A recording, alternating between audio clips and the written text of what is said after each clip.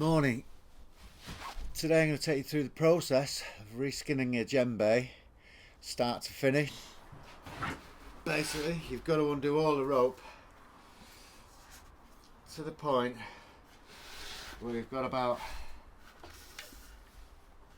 a third of it completely dismantled, and then you've got to loosen the rope all the way around, just by threading it through and through, loads of patience, so you get it to the point where it's at least an inch above the rim of the top of the rim of the drum, so you can just slide it off like that. Skin, of course, will be attached to this bit. That'll come off, take all the old skin off, and then depending on the state of the wood, do some work on the rim, which I've done here. Lightly oiled it with boiled linseed oil inside and out, and then you're ready to reskin it. I'm in Hume Community Garden Centre, where they have let me have a little space at the back of the garden centre, and I've made myself a bench press, which I'm going to put back together because I've not been here over the winter. So this is the bench press, a clam cleat.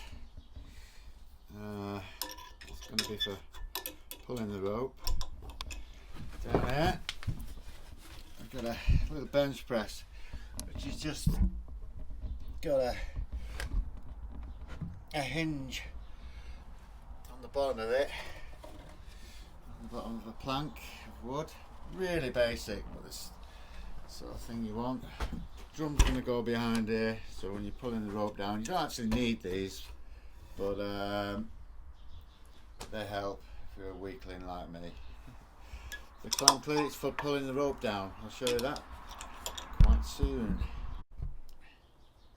First thing to establish is where these rings sit.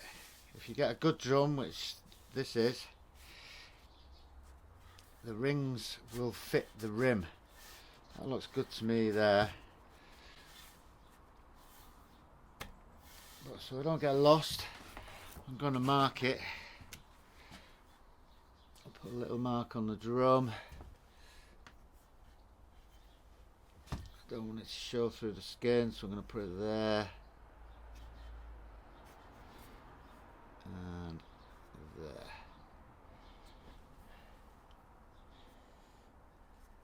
The next thing is to do is to find out where the top ring is going to sit.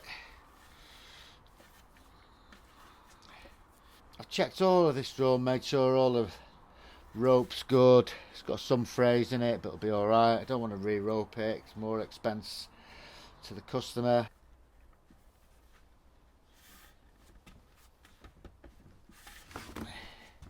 You want the ring tight on the rim because it stops it ringing out.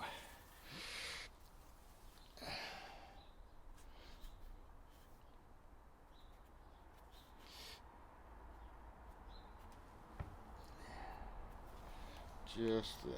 Next thing to do is get your pre-soaked skin. As you can see, this is all wet. Put it on a plastic bag to keep it safe from dust. Make sure it's top side up, you can usually tell, and you're looking for the spine in the middle. So these are pre-cut. You're going to lay your ring on top of that. I'm going to line it up with the spine with my line there. I soak a skin for about 2 hours to be on the safe side. Get away with an hour with these skins. If it's got fur on it, at least 2 hours. And then make sure that's equal all the way around. Not much to play with, as you can see. So what we have to do is sew it all together. I use a heavy cotton. I'm going to tie it off there.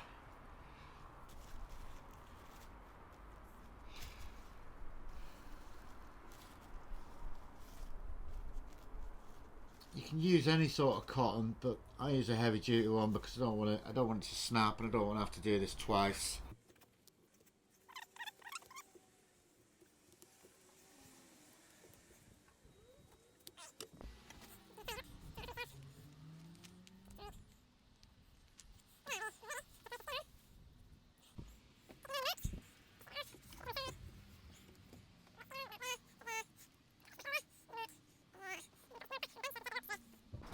just going to dress all the ropes, make sure all the rope is coming through and free and not hindered anywhere. It's really important not to move this, make sure it's all lined up properly first. Make sure all the hoops are sticking out. And what we've got to do is we're going to re-rope it so it's still loose, but it's got all the rope in it, all the rope back in it.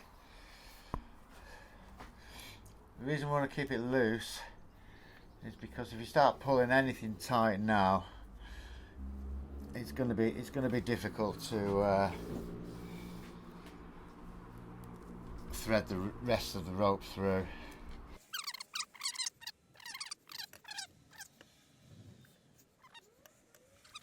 What I'm going to do at this point is put the wet bag back on top of the skin.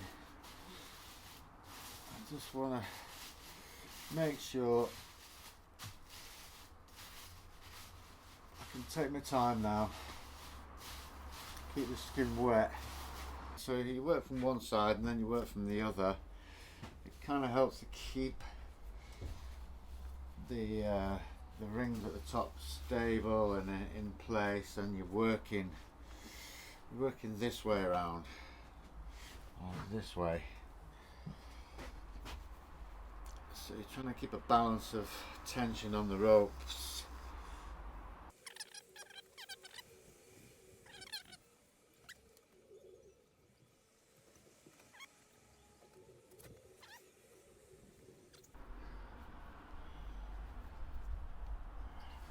So what I'm going to do here is put this knot in it.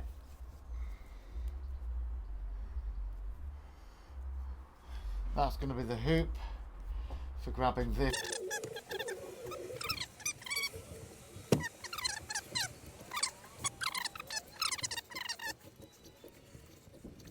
Up to meet the hoop.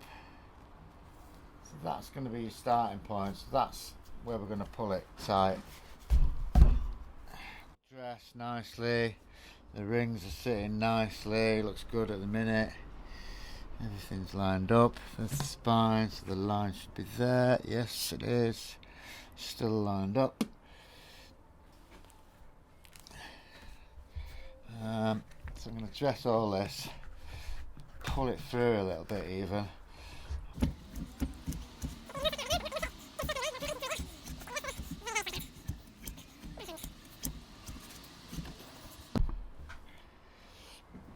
While I'm going around here, if I can see the ring sitting a little bit higher or a little bit lower somewhere else and I want to catch it up, I will give one just a little bit of a tug like that, but just the one. The rings are sitting good.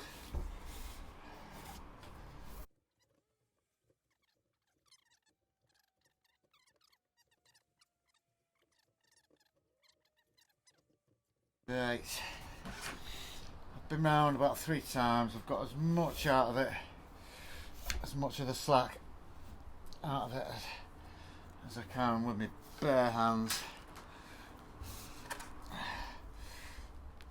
You can see how tight it is trying to pull it through now that all the slack's been taken out of, so it's really important to just work slack for a good couple of times, 3 times. What I'm going to do now is I'm going to take this off really carefully.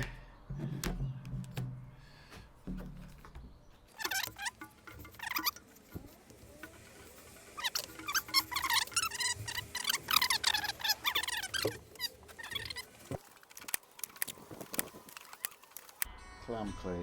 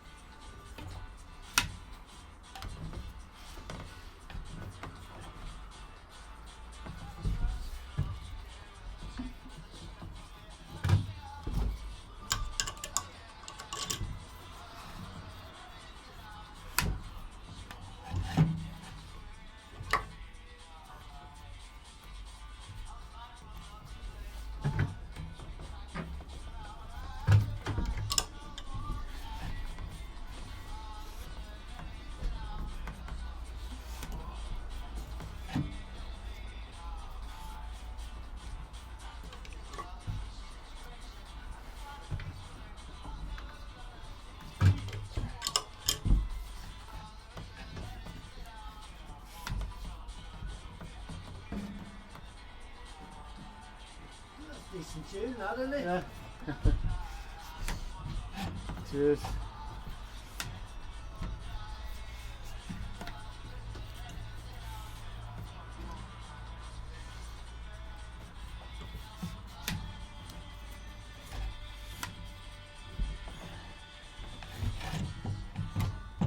No copyright infringement because it's my song. Oh, very good.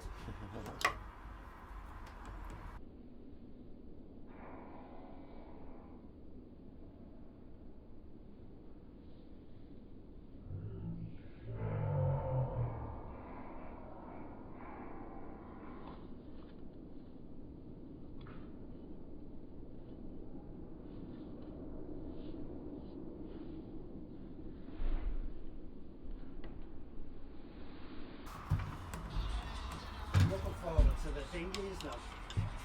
The open days when we get them back on the level, like the open days. Yeah. Yeah, you know when they have like apple and pumpkin days or different things going on. Howdy. Howdy ho. I like the marquee, it looks really cool. Yeah, it's alright. We can have like little, like you say, raves. Lots of space for it. Well, I made it because I'm doing films in there. Oh yeah. Right, yeah, doing filming the gong baths. I'm filming this right now because Alright.